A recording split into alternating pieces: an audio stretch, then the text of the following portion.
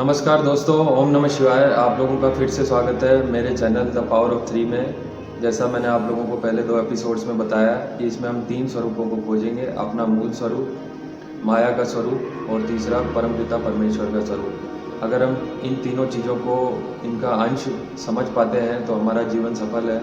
क्योंकि ऐसा कहा जाता है कि 84 लाख योनियों में भटकने के बाद हमें मानव का शरीर मिला है और हम इसको खाली मटेरियलिस्टिक अप्रोच से, संसाधनों की खोज में, माया में भटक के इस जीवन को पूरी तरह से निकाल देते हैं। आप किसी भी एक एवरेज आदमी का जीवन देखिए, वो पहले शिक्षा ग्रहण करता है, उसके बाद सांसारिक बंधन में बंध जाता है, विवाह कर लेता है, उसके बाद वो एक रोज़गार को पकड़ता है और रोज़गार के साथ अपने वैवाहिक जीवन का निर्वाह करता है, अपने बच्चों को बड़ा करता है और उसके बाद क्या उनका आगे सांसारिक संबंध स्थापित करता है, अपने लिए रहने के लिए एक शेल्टर बनाता है और उसके बाद जो है यही सब चीज़ों में करते करते उसका पूरा जीवन निकल जाता है। और फिर जब वृद्धावस्था उसकी आती है तब वो सोचता है क्या मैं सिर्फ इन्हीं कर्मों के लिए पैदा हुआ था।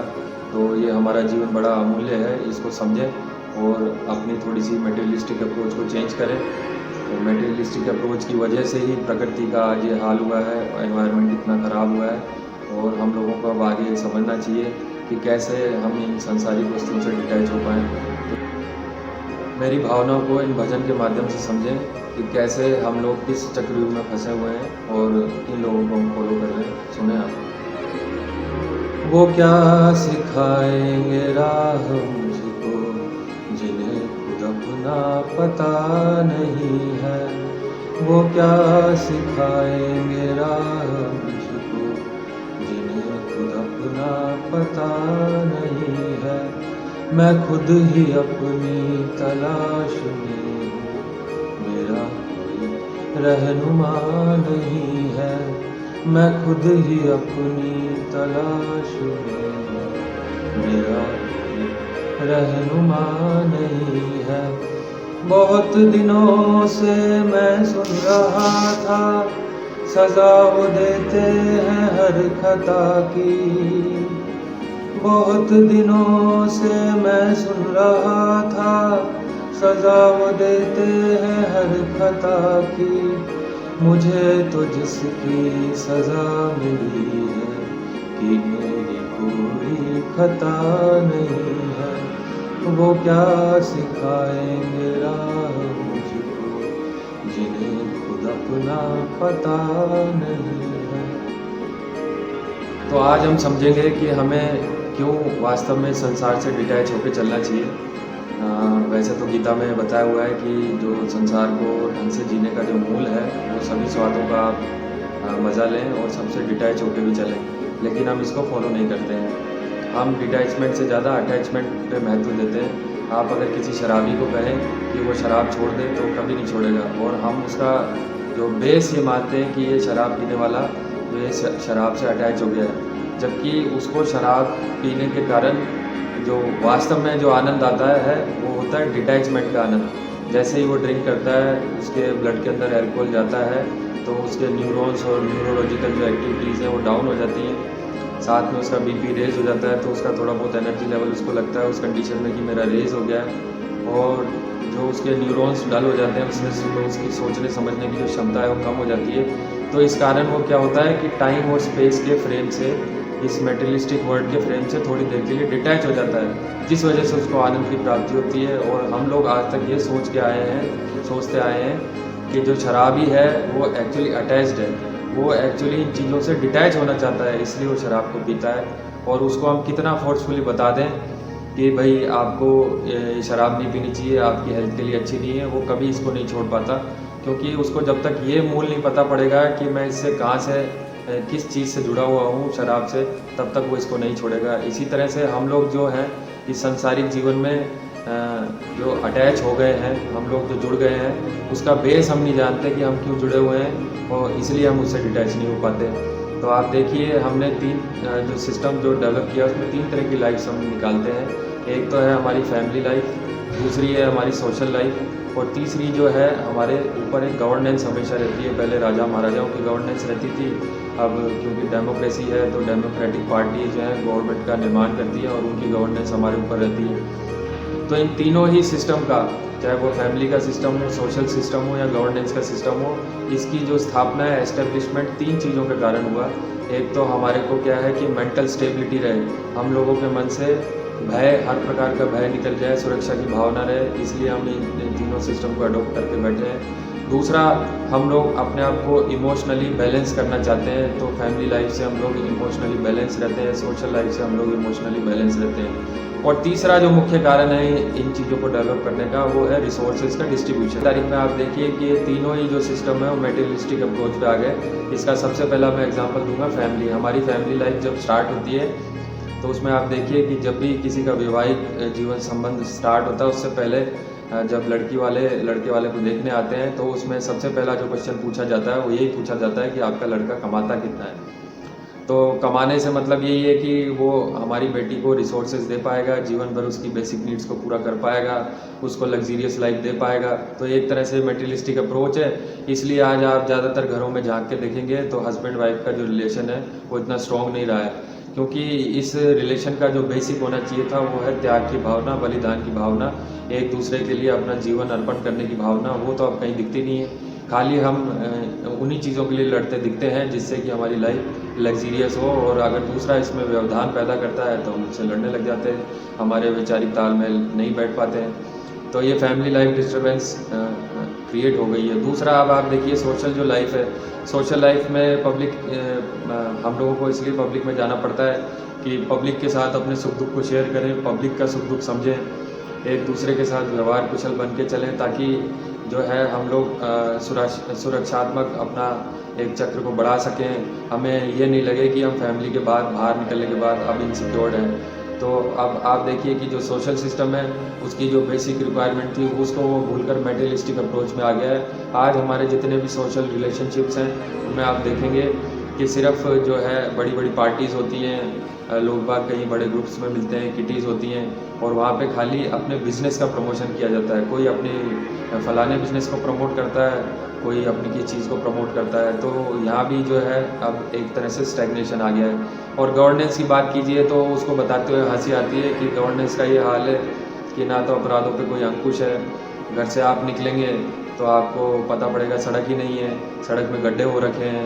इंफ्रास्ट्रक्चरल डेवलपमेंट आप देख सकते हैं, आज एपिडेमिक के दौर में हमारे इंडिया का जो हॉस्पिटलाइजेशन का सिस्टम है, ऑक्सीजन की रिक्वायरमेंट है, वैक्सीन और मेडिसिन की रिक्वायरमेंट है, वो हमारी गवर्नमेंट पूरा नहीं कर पा रही, एक तरह से पूरी तरह से फेल हो गई है ये। और हाल ये है कि लोग बाग आज की तारीख में अपने परिजनों की मृत्यु होने के बाद उनको हॉस्पिटल से लेने नहीं जाते।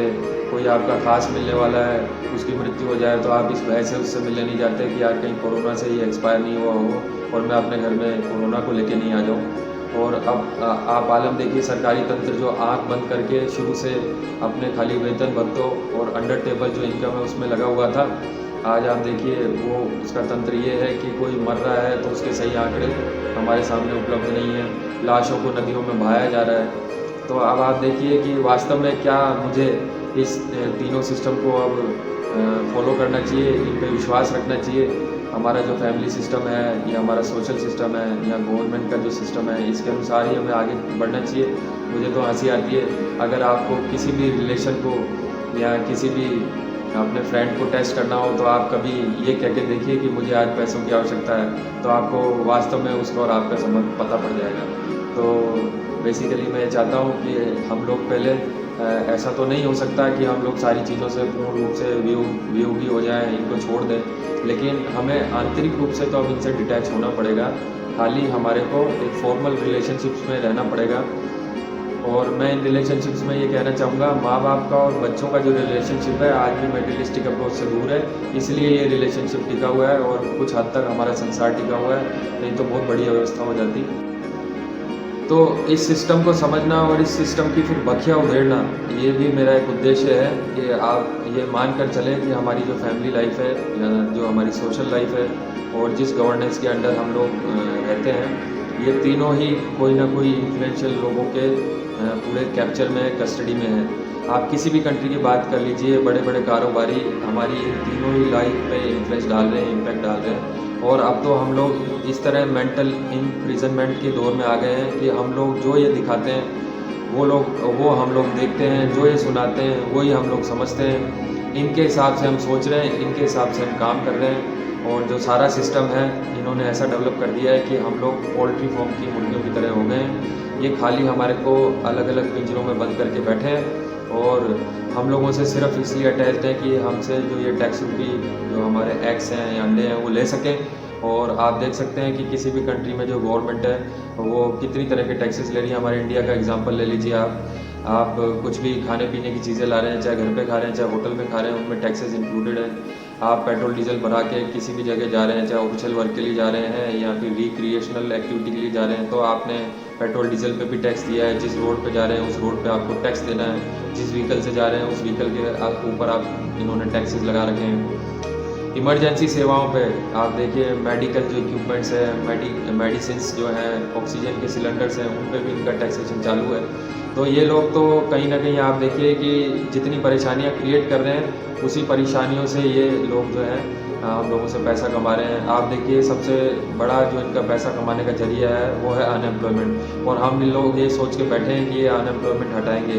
एक्चुअली तो ये लोग अनएम्प्लॉयमेंट से ही पैसे कमा रहे हैं। हर एक वैकेंसी के लिए लाखों लोग अप्लाई करते हैं हमारी कंट्री में। उन लाखों लोगों को आप देखिए 1000 रुपये से 500 रुपये से 2000 तक के फॉर्म भरने पड़ते हैं। जो ये पैसा इकट्ठा होता है फॉर्म का, ये पैसा कहाँ जाता है? इन पैसों को अगर आप कैलकुलेट करेंगे तो ईयरली बजट जो है उस डिपार्टमेंट का वो आराम से इससे चल जाए। इसके अलावा जो पैसा बचे वो गवर्नमेंट के खाते में जाता है। तो अगर ये अनएम्प्लॉयमेंट ख़त्म कर देंगे तो इनको ये अनएम्प्लॉयमेंट के नाम पे पैसा मिलना बंद हो जाएगा और धीरे धीरे जो है इनका सिस्टम कोलैप्स करेगा।